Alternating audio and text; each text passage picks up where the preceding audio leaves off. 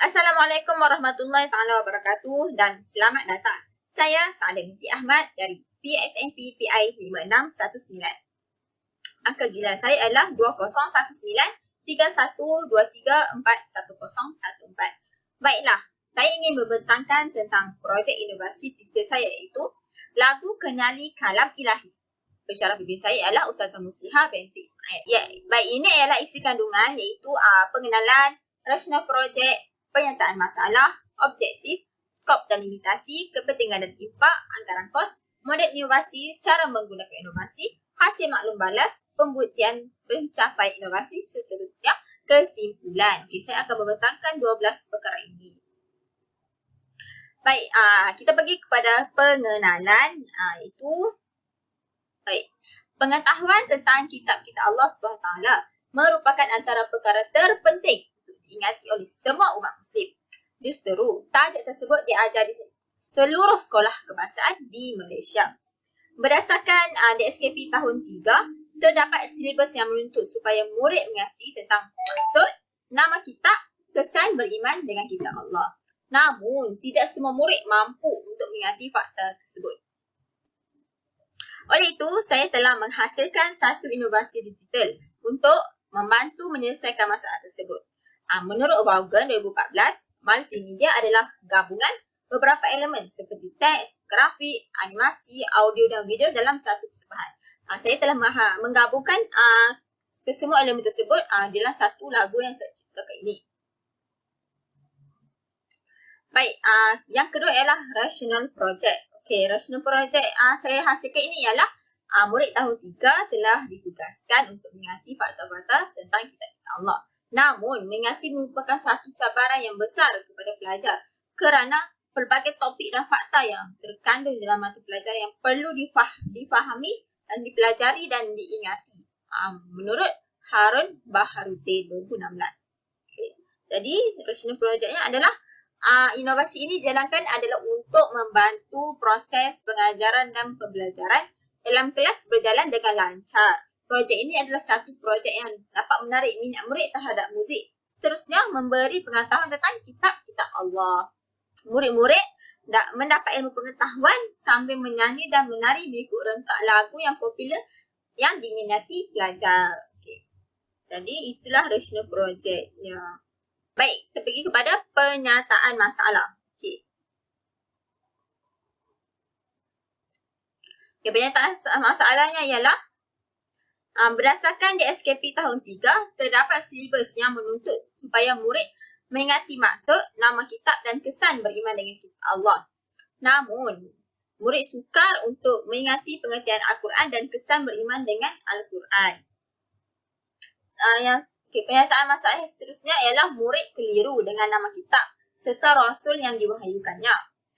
Menurut Esther Heron 2021, pengulangan dapat membantu proses mengingati. Bahan bantu mengajar berasaskan teknologi multimedia iaitu TMM dapat meningkatkan keberkesanan mata pelajaran pendidikan Islam. Menurut Siti Fatimah dan Abdul Halim 2010. Jelaslah dengan penggabungan dua elemen tersebut iaitu pengulangan dan juga teknologi multimedia dalam lagu yang dihasilkan dapat membantu murid mengingati fakta tentang kalam Allah. Okey, ini merupakan DSKP yang terdapat pengertian kitab dengan nama kitab dan kesan beriman. Jadi lagu ini menggabungkan tiga perkara ini. Okey, ini adalah buku teks yang mengandungi ini adalah buku teks yang mengandungi tiga perkara tersebut iaitu pengertian, nama kitab dan juga kesan beriman dengan kitab. Baik, objektifnya ialah pada akhir penggunaan produk inovasi ini dalam pengajaran dan pembelajaran, murid dapat menyatakan pengertian kitab dengan betul. Seterusnya, murid dapat menyenaraikan nama-nama kitab Allah serta Rasul yang disampaikan kitab dengan betul. Yang terakhir adalah merumus kesan beriman dengan kitab dengan betul. Okey, skop dan limitasinya ialah skop projek lagu ini adalah untuk kegunaan guru mengajar di dalam kelas selama 1 jam. Lagu ini adalah untuk murid tahun 3 sekolah kebangsaan. Lagu ini merangkumi pengertian kitab Allah SWT, nama kitab kitab dan penerimanya serta kesan beriman dengan kitab-kitab Allah SWT yang merangkumi bidang akidah. Baik, kita pergi kepada kepentingan dan impak. Okey, kepentingan ialah nyanyian lagu hanyalah mendatangkan keseronokan semata-mata. Sedangkan nyanyian lagu tentang kitab Allah ini mampu memberi kesan keseronokan di samping menambah ilmu pengetahuan murid sambil berhibur. Baiklah, kepentingan dan impak yang seterusnya ialah proses pengajaran dan pembelajaran yang tradisional seperti sistem kuliah serta tak acau membosankan murid di dalam kelas. Manakala proses PDP akan lebih berkesan dan menarik dengan menggunakan lagu yang rancak ini di dalam kelas. Seterusnya, proses untuk mengingati fakta melalui dua deria iaitu penglihatan dan pendengaran menjadikan murid-murid akan mudah tertarik kepada proses PDP. Baik, seterusnya ialah anggaran kos. Okey, anggaran kos kat sini tidak menuntut sebarang kos kerana hanya menggunakan aplikasi dan software percuma sahaja untuk menghasilkan projek inovasi ini. Jadi, sebarang kos tidak digunakan. Okey, baik,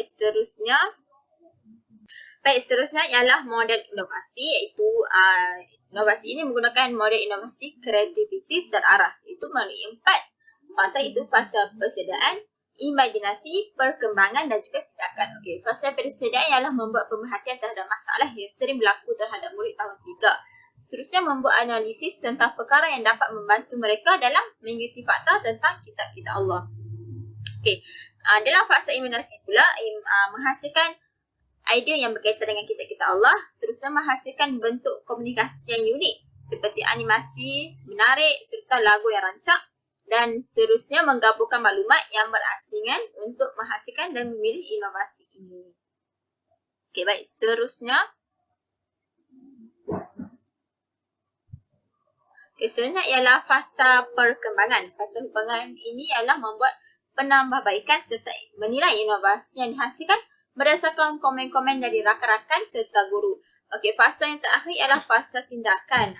Itu seterusnya berlaku fasa tindakan dalam model ini. Itu penyelesaian masalah. Okey, baik. Kita pergi kepada cara menggunakan inovasi.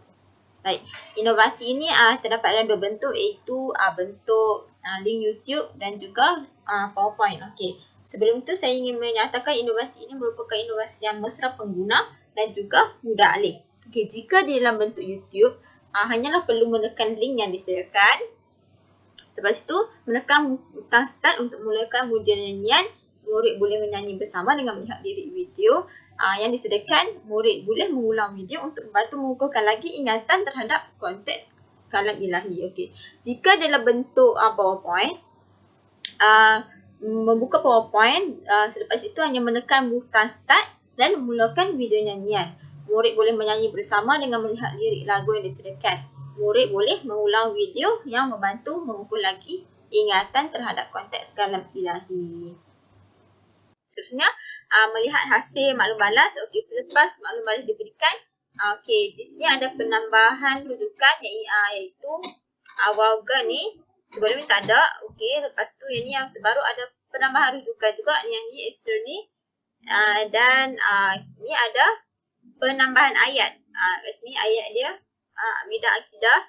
Di sini ada pertukaran ayat. Okey, seterusnya.